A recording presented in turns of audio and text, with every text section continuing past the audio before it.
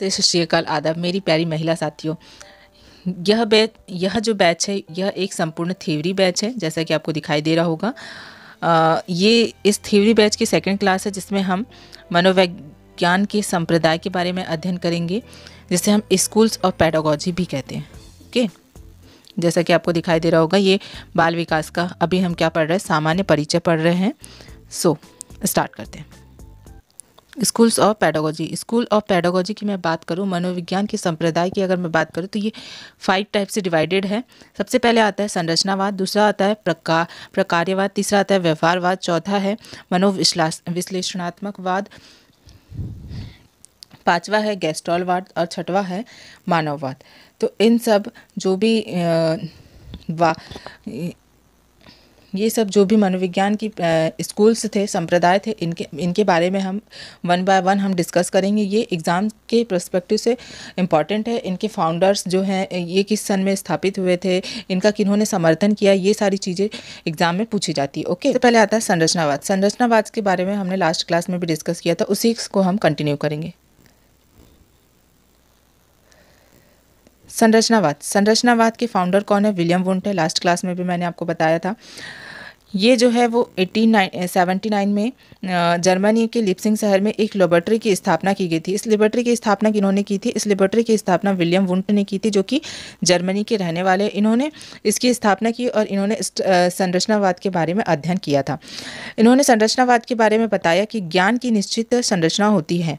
ज्ञान कैसा होता है? एक निश्चित संरचना के फॉर्म में होता है, इसी का अध्ययन किया जाता है, या फिर इसे चेतना का विज्ञान भी कहते हैं। संरचनावाद को और किस नाम से जानते हैं? चेतना के विज्ञान के नाम से भी जानते हैं। इस चीज़ को आप याद रखेंगे। अगर मैं विलियम वुंट की अगर मैं बात करूं, तो इन्हें आधुनिक मनोविज्ञान का जनक भी कहा जाता है। एक और इम्पॉर्टेंट चीज़ है यहाँ पे कि विलियम वुंट को किस नाम से जाना जाता है? आधुनिक मनोविज्ञान के जनक के नाम से भी जाना जाता है। तो मनोविज्ञान के संप्रदाय में पहला संप्रदाय होता है संरचनावाद का। इसके समर्थक की अगर मैं बात करूँ, तो समर्थक जो है वो एडलर और विजनर, ये दो इम्पॉर्टेंट समर्थक थे। ये दोनों जो मनोवैज्ञानिक थे, इन्होंने इनके संप्रदायों का समर्थन किया था। अब सेकंड है प्रकार्यवाद। प्रकार्यवाद की अगर मैं बात करूं, तो इनके संस्थापक जो थे वो है विलियम जेम्स, जो कि अमेरिका के थे। इन्हें जो है अमेरिकी मनोवैज्ञानिक का जनक कहा जाता है। उन्हें किसका जनक कहा जाता है? विलियम वुंट को किसका जनक कहा जाता है? उन्हें फादर ऑफ मॉडर्न साइकोलॉजी कहा जाता है। उन्हें आधुनिक मनोविज्ञान का जनक कहा जाता है। और विलियम जेम्स की अगर मैं बात करूं, तो इन्हें अमेरिकी मनोवैज्ञानिक का जनक कहा जाता है। इन्होंने क्या बताया था? इन्होंने बताया चेतना के प्रकार्य पर जोर दिया गया। इन्होंने किस पे ध्यान दिया? चेतना के प्रकार, मतलब फंक्शंस पर जोर दिया। मतलब जो हमें अपने सेंसरी ऑर्गन से जो हमें संवेदनाएं इकट्ठा होती है, और वो संवेदनाएं कहाँ जाती है? वो संवेदनाएं हमारे ब्रेन में जाती है। ब्रेन में जाने के बाद में वो क्या करती है? संरचना का निर्माण करती है। संरचना के निर्माण करने के बाद में वो चीज़ों को आइडेंटिफाई करती है। किसके अकॉर्डिंग? उनके नाम के, उनके काम के, उनकी व्याख्या के अकॉर्डिंग उनको उसमें स्ट्रक्चर, माइंड में क्या बनाती है? स्ट्रक्चर बनाती है। तो यही इन्होंने कहा था। इन्होंने चेतना के प्रकारों पर जोर दिया था। जो भी हमारा माइंड कहता है और उनके जो फंक्शंस जो भी हमें दिखाई दे रहे हैं, उन पे क्या करते हैं? कार्य करते हैं।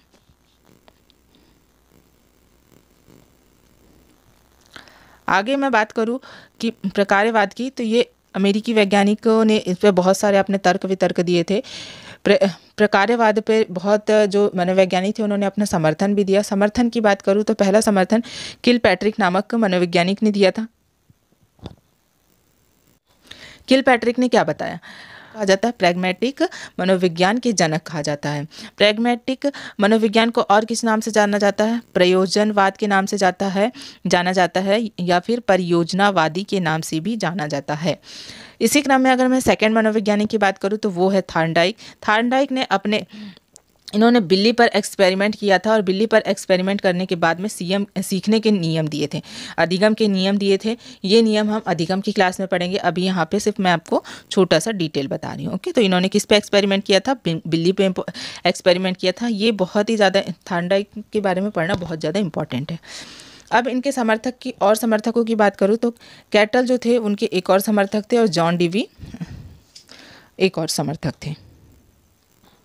समुदाय के बारे में जो कि है मनोविश्लेषणात्मकवाद। क्या है? मनोविश्लेषणात्मकवाद।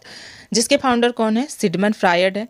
ओके, इसके फाउंडर कौन है? सिगमंड फ्रायड है। इनके समर्थक है कार्ल गुंज और एडलर, अल्फ्रेड एडलर। ये दो समर्थक हैं।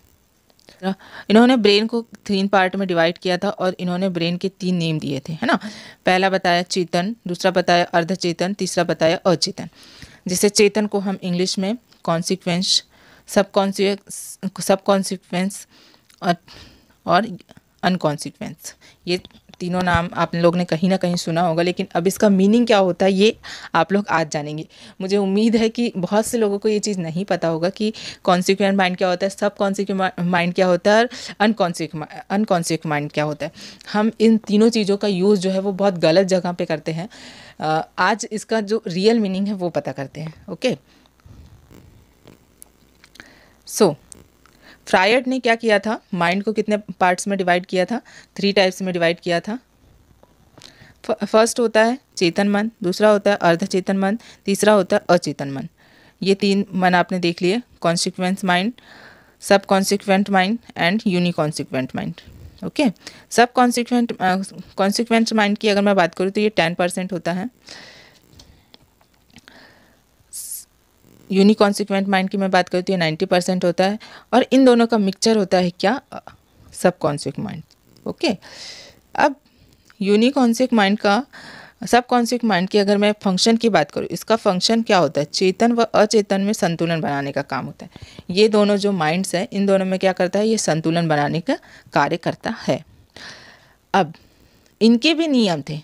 ओके, चेतन मन मतलब कि सुपर ईगो, अर्धचेतन मन मतलब कि ईगो, अचेतन मन इसका मतलब होता है इदम। ये 3 चीज़ें आपने, जो बच्चे टीचिंग के फील्ड से हैं, जो बच्चे टीचिंग के फील्ड से बिलोंग करते हैं, इन्होंने बीएड में इस चीज़ के बारे में, बीएड डीएड में इस चीज़ के बारे में अध्ययन किया होगा।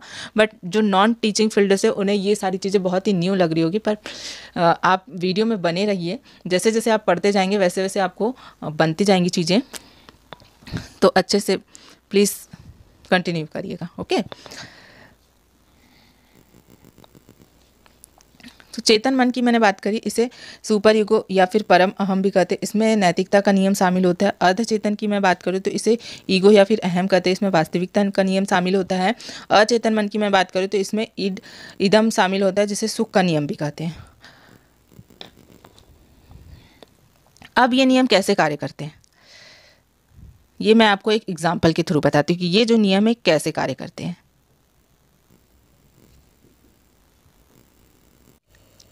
तो चलिए हम इसको जो है एग्जाम्पल के थ्रू समझते हैं। ओके, ये देखो, ये एक रास्ता है। रास्ते से एक व्यक्ति जा रहा है जिसका नाम क्या है? कालू है। ओके, और ये एक व्यक्ति जा रहा है जिसका नाम है पीलू। ओके, तो कालू आगे आगे जा रहा है, पीलू उसके पीछे पीछे जा रहा है। कालू आगे आगे जा रहा है, पीलू उसके पीछे पीछे जा रहा है। आगे आगे पीछे पीछे जाते जा रहे हैं। क्या हो रहा है? जब कालू दौड़ते दौड़ते जाने लगा तो उसके जेब से 500 की नोट गिर गई। ओके, अब 500 की नोट गिर गई तो पीलू ने देखा कि इसके जेब से तो जो है 500 की नोट गिर गई हैं, या फिर पर्स जो है वो गिर गया है ना। अब पर्स में क्या है? 500 की नोट है ना। कालू का जो है जल्दी जल्दी जा रहा है तो उसके जेब से क्या हो गया? पर्स गिर गया। पर्स में क्या है? 500 की नोट है। पर्स में जब 500 की नोट है तो पीलू ने इस चीज़ को देख लिया। ओके, तो इसमें 3 कंडीशंस आती है हमारे माइंड में। इस सिचुएशन में हमारे माइंड में 3 कंडीशंस आती है। फर्स्ट कंडीशन, पर्स को उठाकर रख ले, है ना। पीलू के दिमाग में आया कि मैं पर्स को उठा के रख लेता हूँ। अगर उसके दिमाग में ये चीज़ आई है कि पर्स को उठा के रख लूँ, तो ये क्या है? इदम है। ओके, सेकंड चीज़, पर्स अभी नहीं उठाते, अभी सही समय नहीं है। ओके, सेकंड चीज़ उसके दिमाग में आई कि पर्स को अभी नहीं उठाते, अभी सही समय नहीं है, थोड़ा लोगों को छटने दो, कहीं लोगों ने देख तो नहीं लिए होंगे हमें उठाते हुए। तो ये चीज़ क्या हुआ? ईगो हुआ। थर्ड चीज़ की अगर मैं बात करूँ, थर्ड चीज़ उसके दिमाग में आई, पर्स उठाकर उस व्यक्ति को वापस दे देता हूँ। पर्स उठाकर उस व्यक्ति को वापस देने का मतलब है कि उसमें सुपर ईगो है। सुपर ईगो इंग्लिश के में इनके जो वर्ड हैं ये बहुत ही ज़्यादा चेंज है। ईगो का सुपर ईगो, ईगो ये आपको लगेगा कि इसमें तो बहुत ज़्यादा घमंड है, लेकिन ये जस्ट उसका हिंदी में अपोजिट है। आप देखो अभी क्या होता है। तो पहली कंडीशंस क्या थी? पर्स को उठाकर रख लें। ओके, पर्स को उठाकर रख ले, मतलब कि वो अपनी सुख का, अब 500 रुपये की नोट है तो 500 से कुछ भी कर सकता है वो। ओके, एक शर्ट ले सकता है, गाड़ी में पेट्रोल डला सकता है, घूम के आ सकता है, अच्छे रेस्टोरेंट में जाके खाना भी खा सकता है। वो अपनी इच्छाओं की क्या कर सकता है? पूर्ति कर सकता है। अपने सुख के नियम की, मतलब सुख की क्या कर सकता है? प्राप्ति कर सकता है। जो कि फर्स्ट माइंड में यही सारी चीज़ें चलती है कि अचेतन का जो मन होता है ना, उसमें यही चीज़ें आती है, सुख का नियम। तो ये होती है फर्स्ट कंडीशन, है ना, जो कि 90% लोगों के साथ में होता है। सेकंड है अर्धचेतन। अर्धचेतन में क्या होता है? वास्तविकता का नियम। वास्तविकता ये होती है, बचाने का कार्य करते हैं, है ना, तो वो बोल रहा है अभी नहीं उठाता, बाद में उठाऊंगा जब कोई नहीं रहेगा, तब भी उसकी इच्छाओं की पूर्ति हो जाएगी। अब होता है चेतन, है ना, चेतन का आता है, कॉन्सेप्ट में माइंड में आता है, सुपर ईगो में ये चीज़ आता है, नैतिकता का नियम होता है, मॉरलिटी होती है कि पर्स को उठाकर उसको दे दे। कितने % लोग ऐसा करते हैं कि कोई चीज़ उन्हें मिला है और वो उस चीज़ को किसी को दे देते हैं? ये हमारे मन में पीछे से, बहुत नीचे से ख्याल आता है कि हम उसे उस चीज़ को दे दें, है ना। सबसे पहले तो हमें यही चीज़ आती है कि हमारे मन में सबसे पहले यही चीज़ आती है कि हम उसे अपने पास में रख लें। सेकंड ख्याल ये आता है कि नहीं अभी नहीं रखते, थोड़ी देर बाद रखेंगे। सबसे लास्ट में ये चीज़ आती है कि नहीं, हमें ये चीज़ उसे उसकी वापस कर देना चाहिए, ये गलत है।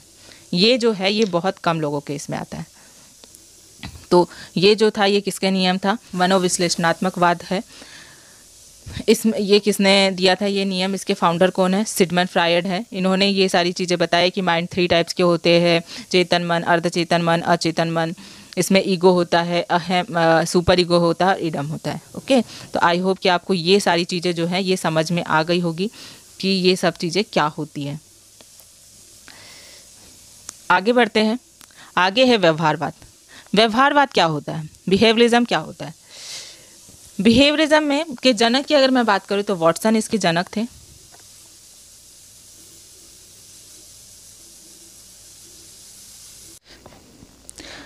व्यवहारवाद के जनक की मैं बात करूँ तो इसके जनक कौन है? वॉटसन है।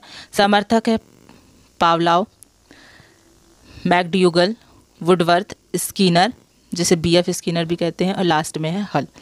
ओके, तो इन्होंने अब क्या बताया? इन्होंने बताया मनोविज्ञान में मानव व्यवहार का अध्ययन किया जाता है। व्यवहारवाद के संप्रदाय में, इस मनोविज्ञान में किसका अध्ययन किया जाता है? व्यवहार का अध्ययन किया जाता है। Okay, in the psychology we are study about the human behaviour. इसमें किसका स्टडी किया जाता है? ह्यूमन बिहेवियर की स्टडी किया जाता है। अब मैं बात करूँ अधिगम, लर्निंग क्या होती है? इंसान कैसे सीखता है? कैसे सीखता है इंसान? अभ्यास के द्वारा, प्रैक्टिस के द्वारा। अभी आपका एम क्या है? महिला पर्यवेक्षक बनना है। ओके, तो आप इसके लिए क्या करेंगे? अभ्यास करेंगे, पहले थ्योरी पढ़ेंगे, उसके बाद में प्रैक्टिस करेंगे, शिक्षक आपको ट्रेनिंग देगा। ओके, इन सब के द्वारा मानव व्यवहार में कुछ ना कुछ परिवर्तन आएंगे, आपको कुछ ना कुछ सीखने को मिलेगा। मिलेगा कि नहीं सीखने को? तो यही सारी चीज़ें जो हैं ये किस में आती है? व्यवहारवाद में आती हैं। अब बात करते हैं कि हम इनके समर्थकों के नाम कैसे याद करेंगे। बहुत सारे समर्थक हैं, बहुत सारे जनक भी हैं। तो व्यवहारवाद के समर्थकों की बात करूँ, अगर मैं बात करूँ तो देखिए, मैकडूगल, 2 युगल का जोड़ा खेत में हल चला रहे थे, जिसकी वजह से उनकी स्किन काली हो गई। फिर उन्हें भूख लगी तो उन्होंने पाव लाने बोला। ओके, तो इस प्रकार से आप इनके समर्थक को, व्यवहारवाद के समर्थक को क्या कर सकते हैं? लर्न कर सकते हैं। ये एक अच्छी ट्रिक है। इसी टाइप से आप दूसरे भी ट्रिक्स बना सकते हैं। ओके,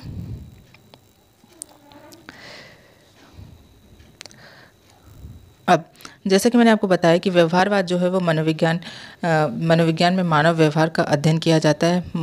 मतलब इसमें क्या होता है? लर्निंग होती है। इसमें आप लर्न करते हैं कि किस प्रकार से चीज़ें होती है, किस प्रकार से मनुष्य का बिहेवियर जो है वो चेंज होता है किसी चीज़ के प्रति।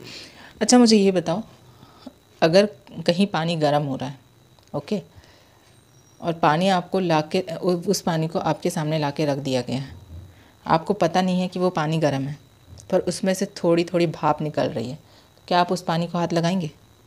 नहीं। क्यों नहीं?